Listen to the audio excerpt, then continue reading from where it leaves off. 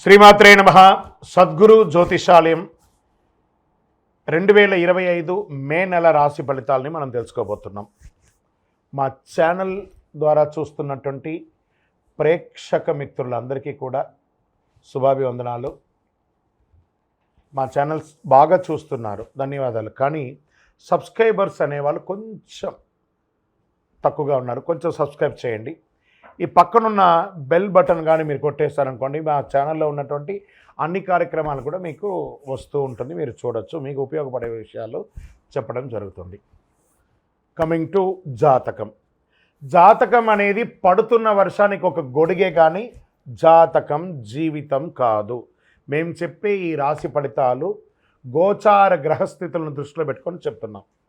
ఇది మీ యొక్క వ్యక్తిగత జీవితానికి ఒక 30% నుంచి 40% మాత్రమే వర్తిస్తుంది. మీరు పుట్టినప్పుడు ఉన్నటువంటి ఆ లగ్నము, ఆ నక్షత్రము, ఆ పాదాన్ని బట్టి మీ యొక్క సంపూర్ణ జాతకం అనేది తెలియబడుతుంది. ఇంకా నువ్వు జాతకం అంటే ప్రతి ఒక్కరికి కూడా నాకు ఉద్యోగం ఎలా ఉంటుంది, నాకు వ్యాపారం ఎలా ఉంటుంది, నాకు ఆరోగ్యం ఎలా ఉంటుంది, దాంపత్య జీవితం ఎలా ఉంటుంది, సంతానం ఉంటుందా, ఉద్యోగం వస్తుందా, వ్యాపారం బాగుంటుంది, ఇవే ఏదో టెన్షన్స్తోనే ప్రతి ఒక్కళ్ళం కూడా జీవిస్తున్నాం. దానికి ఉపశమనంగా ఈ మాస ఫలితాలని ప్రతి మాసంలో కొన్ని గ్రహాలు మారుతూ ఉంటాయి. కాబట్టి ఆ గ్రహాల యొక్క గమనాన్ని దృష్టిలో పెట్టుకొని, అన్ని వర్గాల వారిని దృష్టిలో పెట్టుకొని ప్రిడిక్ట్ చేయబడిందే ఈ మాస ఫలితాలు.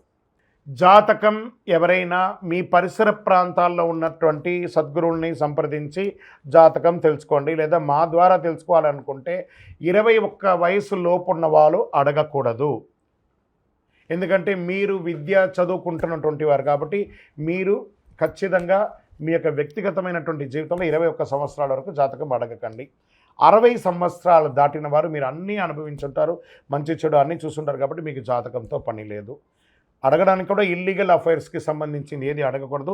నాకు అప్పులు బాగా ఉన్నాయి, జాతకం చెప్పనంటే ఎవరు చెప్పరండి. మీ అప్పులు తీసుకున్న చోట ఖచ్చితంగా కష్టపడి ఇవ్వండి, అదొకటే జాతకానికి ఉన్నది. ఇప్పుడు మనం 12 రాసుల్లో ఒక్కొక్క రాశిగా మనం చెప్పుకోబోతున్నాం. జ్యోతిషాస్త్రరీత్యా 12 రాసుల్లో 12వ రాశి అయినటువంటి మీనరాశి మిత్రులారా, మీరు పూర్వభాద్ర నక్షత్రం 4వ పాదం, ఉత్తరాభాద్ర నక్షత్రం 1, 2, 3, 4 పాదం, రేవతి నక్షత్రం 1, 2, 3, 4 పాదాలకి జన్మించిన మీరు మీనరాశి వారిగా పరిగణించబడుతున్నారు. చాలా చిన్న సౌమ్యమైనటువంటి మనస్తత్వం కలిగిన మీనరాశి మిత్రులారా, 7.5 శని ఉచ్చ స్థితిలో ఉంది. మీలోకి వచ్చి కూర్చున్నాడు శని భగవానుడు. నెత్తి మీద కూర్చున్నాడు, నాలుక మీద కూర్చున్నాడు, పాదాల మీద కూర్చున్నాడు. జాగ్రత్త జాగ్రత్త జాగ్రత్త. మీకు ఈ యొక్క శరీరానికి సంబంధించినటువంటి వస్తువులు కొనుక్కోవడం, లేదా ఈ యొక్క ఫేషియల్కి సంబంధించి కెమికల్ రిలేటెడ్గా కొనుక్కునేవి, ఆభరణానికి సంబంధించినవి, లేదా అలంకార వాటి వల్ల రియాక్షన్స్ వచ్చే అవకాశాలు ఉంటాయి. జాగ్రత్త మీనరాశి మిత్రులారా. హెచ్చుతగ్గులు చాలా ఉంటుంది ఈ నెల. నిదానంగా ఆలోచించి నిర్ణయం తీసుకోండి. మీ జీవితానికి కావలసిన ఒక మెట్టు ఎక్కేటప్పుడు వివాహం చేసుకునే వాళ్ళు జాగ్రత్త పడండి. కుజుడు బలహీనమైన 5వ ఇంట్లో ఉంటాడు, శని 1వ ఇంట్లో ఉన్నాడు. రాహుకేతు శనిగ్రహాలు ఈ నెల మొదటి భాగం నుండి 2వ సగం ఉపశమనం అందిస్తున్నారు. కొత్త ప్రయత్నాలు పూర్తిగా మానుకోండి. అధికంగా ఏ ఇబ్బంది ఉండదు, ఇబ్బంది పెద్దగా ఉండదు, కానీ జాగ్రత్తగా ఉండి. సహోదరులతో ఖర్చులు రావచ్చు. ఎలక్ట్రానిక్ గూడ్స్ కొనే అవకాశం ఉంది. ప్రభుత్వ సంబంధిత పనులు జాప్యం జరగవచ్చు. అకారణ ఖర్చులు జరిగే అవకాశాలు ఉన్నాయి. వివాహం కాని వారికి ఇది ఒక మంచి సమయం. సంతాన భాగ్యం కోసం ప్రయత్నం చేసేవారికి చాలా మంచి సమయం. వ్యాపారులకు ఇది మంచి అనుకూలమైనటువంటి నెలగా చెప్పచ్చు. ఎందుకంటే గురు బాగున్నాడు. సమస్యలు కూడా వచ్చే అవకాశాలు కూడా ఉన్నాయి. కొత్త ప్రయత్నాలు ఏది ప్రారంభించకండి. బాగా ఆలోచించే నిర్ణయాలు తీసుకోండి. పెద్దవాళ్ళ సలహా తీసుకోండి. మీకు మాత్రమే తెలుసు అనుకోకండి, మీకు కూడా తెలుసు అనుకోండి. ఇది బాగా నోటీస్. మళ్ళీ చెప్తున్నాను, మీకు మాత్రమే తెలుసు అనుకోవడం అహం, మీకు కూడా తెలుసు అనడం సబ్జెక్ట్ నాలెడ్జ్. దాని ప్రకారంగా మీనరాశి వారు తెలుసుకోండి. ఉద్యోగం చేసేవారికి పై అధికారం నుండి, కింద పని వాళ్ళ దగ్గర నుండి సపోర్ట్ దొరుకుతుంది. ఉద్యోగం చేసే స్త్రీ పురుషులు యోగం, చాలా యోగం, అద్భుతమైనటువంటి యోగం ఉంటుంది. వ్యాపారం చేస్తే స్త్రీలకి, ఎంటర్ప్రెనర్కి ఉన్నతమైనటువంటి అవకాశాలు రాబోతున్నాయి. ఇతరుల విషయంలో జోక్యం చేసుకోకండి.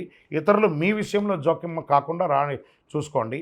విద్యార్థులు మీరు కోరుకున్న విద్య చదవడం చాలా శ్రమించవలసి ఉంటుంది. చదువు కోసం ప్రయత్నం చేస్తే వాళ్ళు విదేశీయ చదువు కోసం కాస్త వెయిట్ చేయండి. వృత్తి వ్యాపారాల్లో ఒడిదుడుకులు ఉన్నాయి. గృహ నిర్మాణ పనులు కాస్త మందగించే అవకాశాలు కనబడుతున్నాయి. రియల్ ఎస్టేట్ వారికి మిశ్రమం. కోర్టు కేసులు కాస్త వాయిదా పడే అవకాశాలు ఉన్నాయి, లేదా కొన్నిసార్లు అపజయం అయ్యే అవకాశాలు కూడా ఉన్నాయి. కొత్త ప్రయోగాలు ఏది ప్రారంభించకండి. ఆర్థికంగా అనవసరమైనటువంటి ఖర్చులు, వాగ్దానాలు చేయకండి, ఇబ్బంది పడతారు. ఆరోగ్యం చాలా జాగ్రత్తగా ఉన్నాయి. యాసిడిటీ లేదా అజీర్ణం ఇలాంటివి కూడా కొంచెం అవకాశాలు ఉన్నాయి. జాగ్రత్త. కాలేయ సంబంధిత వ్యాధులు కూడా వచ్చే అవకాశాలు ఉన్నాయి, జాగ్రత్త పడండి. రాజకీయ నాయకులకి ఇది ఒక గడ్డు కాలం. సైలెంట్గా ఉండండి.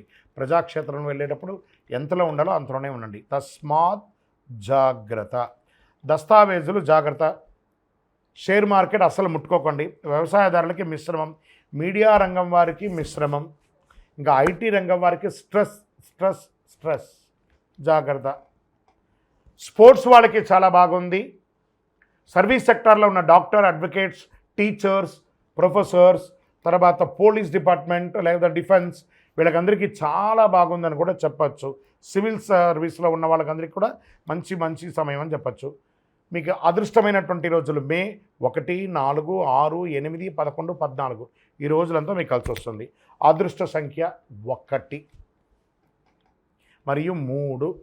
చంద్రాష్టమం మే 10 నుండి 11, 12, 13వ తారీఖున తెల్లవారుజామున వరకు ఉంటుంది. జాగ్రత్త పడండి. 2.5 రోజులు చాలా జాగ్రత్తగా ఉండాలి. పరిహారం: నవగ్రహాలకి ప్రతిరోజు 19 ప్రదక్షిణాలు తప్పదండి.